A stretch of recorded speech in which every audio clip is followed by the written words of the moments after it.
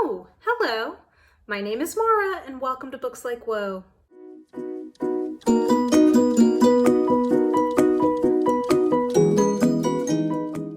So guys, the time has come. It is time to go back to the used bookstore, which means it is time for me to show you what I am taking with me when I go, because I've unhauled it.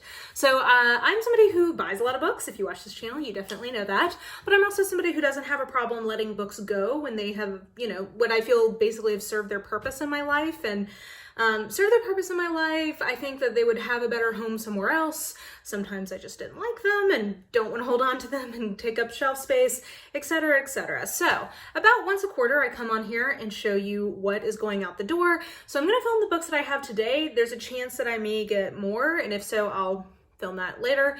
But for now, let me show you the books that I'm saying adios to.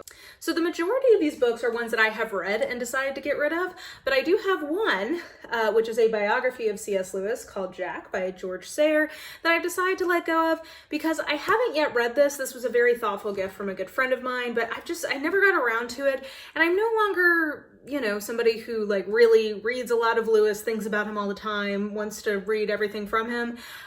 So I just don't feel like I need to hold on to this. C.S. Lewis is always a hot commodity at the used bookstore that I go to, so I am sure this can find a better home somewhere else. I still have 2 or 3 other biographies of him lying around. So anyway, this is my one that I haven't read that I'm getting rid of. So now let's move to ones that I have read that I'm getting rid of. I'm gonna roughly go in order of controversialness. So, okay, so first we'll start with a mystery that really let me down, and that's why I decided I did need to hold on to it. That is Murder at Morrington Hall by Clara McKenna.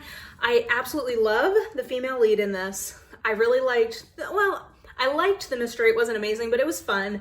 I really liked the atmosphere. I liked the inspector, but all of the other characters in this book were loathsome and made me furious. So I will not be continuing in the series, and I don't want to hold on to this because I gave it 2 stars. I didn't really enjoy it, so I don't feel like I want to hold on to it. So that's going bye-bye. The other one that I don't think is too controversial is I am going to go ahead and pass on Losing Earth, A Recent History by Nathaniel Rich. This was legit one of the most depressing books I've ever read because it's basically a history of how people have known about climate change since at least the 70s and have been trying to lobby and, work for change, and to no avail. So this is a really good book. I would definitely recommend it, but I don't see myself rereading it. And because this is such an important topic, I think I'd rather go ahead and put this back out in circulation rather than holding on to it myself. So I'm gonna go ahead and take this one, but this isn't, I didn't like it. This is more of a, I think that this could have a better life in a new home. Stepping a little more into the more controversial territory, I am gonna get rid of Inspection by Josh Malerman. This book had a lot of promise. It definitely has a creepy vibe to it. So, it's the fall. If you're in the mood for that, I guess that I would recommend this. I just think that this was a book that had a core issue in its premise that just didn't make sense in terms of it's basically about an experiment where boys and girls are being raised separately in single-sex environments with the idea that if they never become sort of distracted by their sexuality, they will be more productive. But this completely ignores the fact that roughly, I think it's 10 to 20% of the population is gay. I don't even know what the stats are just in terms of general queerness. So I just don't, there's a core plot problem baked into this premise. And then I also just think, I don't know. I just think that there's some real problems with this in terms of kind of the execution of it. It does have an amazing ending, so I'll give it that. And I wouldn't steer somebody away from this. It's not good enough for me to take up shelf space with it, basically. So there's that one. And then one that I actually did like pretty well, The Silent Patient by Alex Michaelides. This was a thriller that I liked well. I think I gave this 4 stars. It just isn't particularly memorable. The longer that I have time from it, the less I remember or care about it. And it's a hot title. I know a lot of people are trying to get their hands on it. So I don't know. I feel like it probably would have a better life outside of my bookshelf.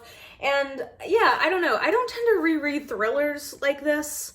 So I don't really see myself rereading. So that's going to go as well. Okay, and then these last three, well, four technically, but really three, are all new adult or YA picks, and I think these are all pretty controversial. So, first, Red, White, and Royal Blue by Casey McQuiston. This was fine. I gave this 3.5 stars because I do think that there's a certain charm to it, and I have realized this year that I do like books that I would describe as having somewhat of a fan fiction-y kind of quality to them. I really like that. I think that that's a kind of a fun approach to a book. So I like that about this. I think that this is, okay, I'm just gonna say, this I just don't think is as good as everybody talks about it being. If and when I ever do another overhyped books video, I think I would definitely put this in here because I agree it's exciting to see a big push for a novel that features two queer characters getting to, like, I think that that's great. Like, from a representation standpoint, and also I believe the author is non-binary, like, that's great. But in terms of the book that I read, I just don't think this is all that special. Like, it's definitely charming, and especially the emails. I think that was in the texting and stuff. I thought that was where the book had its highest points. If that had not been in there, this would have been a 3-star book for me, which means, like, fine, good, did what I wanted you to do. But I guess I'm just not seeing what's so particularly excellent about this. So, controversial.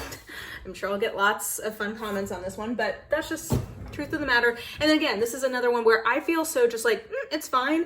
I know it's a hot title. I'd probably rather just put it back out into circulation. So there's that one. This is 100% a case of I just want to put this back out into circulation because I don't see myself rereading or referencing this. I gave this either 3.5 or 4 stars. I think that this is really good. This is like YA fantasy horror, SAWKILL Girls by Claire Legrand. I definitely plan to read more from Claire Legrand. I have a really hard time with her name for some reason. I think that this was good. Again, I'm not planning to reread it. I'm not planning to reference it. So I just think that it could have a better home than on my shelves. And that's the only reason why I'm getting rid of it. Another controversial one. And then last, and maybe least. Yeah, I guess last and least. I'm getting rid of these two. So this is A Winter's Promise and The Missing of CLAIRDELUNE. I read this guy and gave it 2 stars. I DNF'd this one about 100 or 150 pages in. The writing of these books just does not agree with me. I think it is somewhat a translation issue, but there's enough reviews from Indigenous French speakers saying that they find the writing odd as well, that I don't think it's purely a translation issue. For me, what the real problem is that the authorial voice, in my opinion, reads as middle grade, and the things that are happening in this book is decidedly not middle grade, and that I just find to be a really jarring reading experience that's constantly taking me out of the book. And so I struggled in this one and then was having the same problem. I just could never fully get in the flow and like really get into the characters. And I tend to be somebody who really focuses on characters as a part of what I enjoy in a fantasy. I want a cool world, which this definitely has, and I want interesting plots that arise from the cool world, which again, I would say this has, but the characters are really the star of the show for me in the fantasy genre.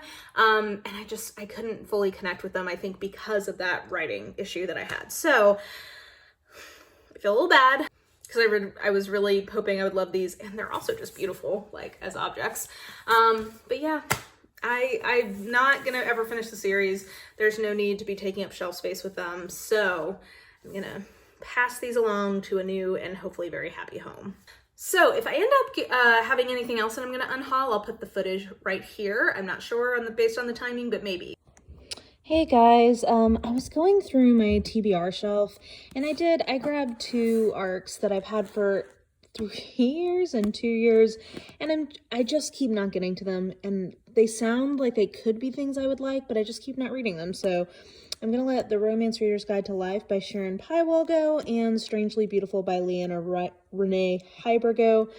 Both of these are basically sort of like historical fantasy kind of things with like maybe a little bit of a paranormal or there's some kind of like fantastical element to them. And again, I think both of these actually sound pretty darn good, but they're never as important as the other things I'm trying to read. So I think it's just time to say goodbye. Okay, and then another unhaul moment here. I just realized that I was interested in reading this at one point. I got it from Book Outlet. This is, I think, a YA fantasy, and it's sort of like a Russian competition-y kind of thing, but this is readily available at this point at my library. I wouldn't have to like wait for it or anything. And yeah, I don't see myself getting to it anytime soon, so I think I'm just gonna let it go for now, and if I end up just like reading this and loving it, I will repurchase it at that point. Okay, so that is my unhaul. This is, just part of being the caretaker of a collection of books. It's sort of like having a pet. You have to know when to get them and when it's time to let them go. Part of being a responsible book owner. That got real dark. I'm sorry about that. So anyway, I do think that's a part though, unless you're just gonna have like, a hoarder situation, you do kind of have to know when it's time, when a book has run its course with you and it's time to release it back out into the wild. So let me know if you have any strong thoughts about any of the things that I decided to let go of. You can leave that in the comments below. But otherwise, I hope you guys are having an absolutely lovely day. So if you enjoyed this video, please like, subscribe, follow me on the social medias if you are so inclined. I have all that information listed in the description box below, and I think that will do it. Hope you're having an absolutely lovely day, and I will just talk to you soon.